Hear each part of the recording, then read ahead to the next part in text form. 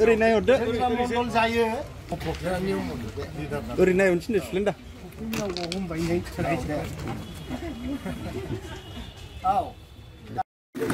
दा दिनैनि दिनाव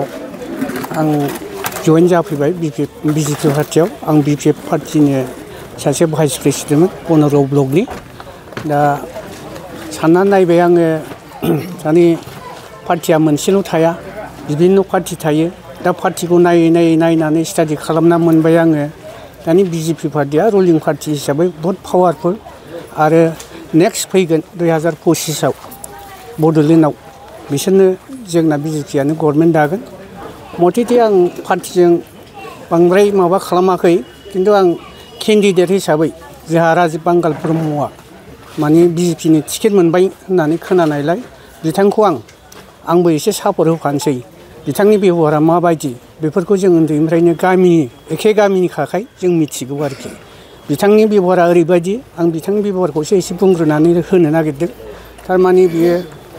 मानसिफोरनि गरिब दुखि बिपद आफदाव सोरबाफोर जुदि सहाय सुबिदा एसे बियोबा बिथाङा मालाबाबो आखाइ गोजा बै दुखुथिया बिथांमोनखौ ओरैनो थिनहरफेरा हानायखिनि सहाय होबोदों आरो EM जानाय समाव बिथाङा गामि सिं गावनो थांनानै बहाय लामा नांगौ बहाय दालां नांगौ बहाय जाम्फै नांगौ बेफोर जिनिसखौ नायै बिथाङा गावनि निज मेगनजोंनो होबोदों जायनि फलाव बिथांखौ पाब्लिकफ्रा रावबो गाज्रि मोना बिथांखौ सब समाय EM जाजानो लुबैयो दा जों जयैनो फैदों जों गुबुन जायगानिफ्राय ज' मिलायलायनानै दिनै 50 जन जाबाय आरो जाबावगोन लाइनाव दंबावो आरो जों ब्लक लेभेलनि बिथांमोनखौबो खावलायहरो जोंहा बेवहाय जेबो गाज्रि मोननाय गैया बिथांमोनाबो फै जों बिजेपि जानानै आसाम गभर्नमेन्ट सेन्ट्रेल गभर्नमेन्ट जिहेतु बिथांमोना पावारफुलबा जोंनि डेभेलपमेन्टखौ बिथांमोना जथेस्थ BTC एरियाखौ खालामनो हागोन BTCआ मोनब्रै डिस्ट्रिक्टल' बिभिन्न स्टेटआनो जुदि सोब जायगायावनो डेभेलप जायोबा बिजेपि गभर्नमेन्टआ जोंनि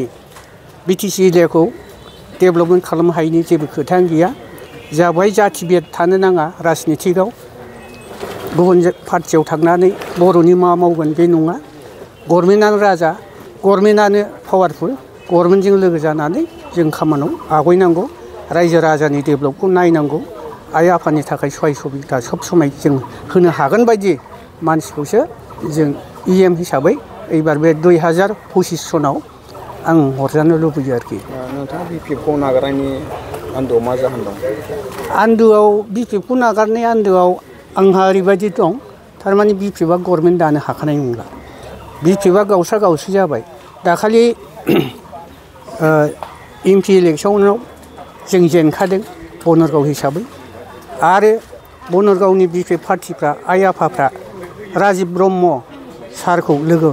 मोजां मोननायनि थाखाय बिजेपिनि मानसिफ्रानो आरो खावसेयानो फैबावबाय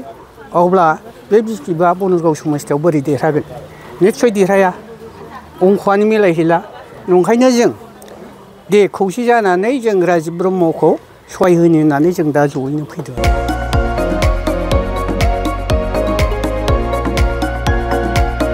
क'क्राझार सहरनि गथ'सा लाइमोनफोरनि थाखाय गोजोनथाव खौरां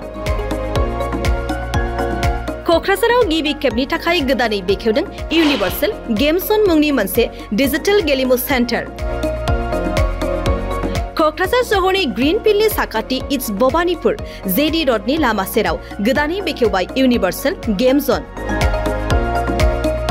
गोसो गुदुं गथ' एबा लाइमोनफोरा बे गेम जनाव फैनानै रंजानाय लाफैनो हागोन गोदानै बेखेवनाय बे इउनिभार्सेल गेम जनाव गुबुन रोखोमनि गेमफोर जेरै horse riding claw' machine virtual reality हेमार एयार हकी पाइरेट्स फ्रग माग shooter bike racing car racing basketball पान्सिं बायदि गेलेमुनि रंजानाय लाफैनो हागोन बेनिखायनो गावनि गथ'फोरखौ गोदानै बेखेवनाय बे इउनिभार्सेल गेम जनाव दान्दिसे सम लाबोनानै गुबुन रोखोमनि गेलेनायनि खाबुखौ बाङायल' फिस होनानै रंजानाय लाहोनो हागोन